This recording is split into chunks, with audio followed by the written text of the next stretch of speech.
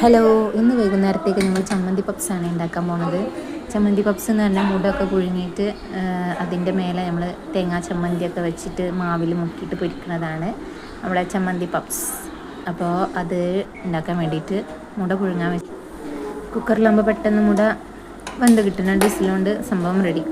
പിന്നെ തേങ്ങ ഒക്കെ ചിരവി ചമ്മന്തി അരച്ച് വെച്ചിട്ടുണ്ട്. പിന്നെ കടലമാവും കുറച്ച് മൈദപ്പൊടിയും കടലമാവും അപ്പസോഡ പിന്നെ കുറച്ച് അരിപ്പൊടിയും കൂടി കൂട്ടിയിട്ട് നന്നായിട്ട് കുഴച്ചിട്ടാണ് ബാറ്റർ ഉണ്ടാക്കി വെച്ചിട്ടുള്ളത്. അതിൽ മുക്കിയിട്ടാണ് നമ്മളത് പൊരിച്ചെടുക്കുന്നത്. അപ്പോൾ വൈകുന്നേരത്തേക്ക് ഒരു വെറൈറ്റി ആയിക്കോട്ടെ എന്ന് വിചാരിച്ചിട്ട് ഉണ്ടാക്കിയതാണ്.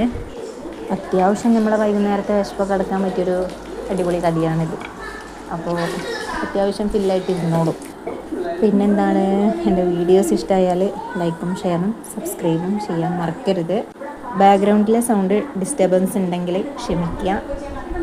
ഞാനതൊന്നും കട്ട് ചെയ്യാതെ ഇട്ട് നോക്കിയതാണ്, കുഴപ്പമില്ല എന്ന് തോന്നി എനിക്ക്.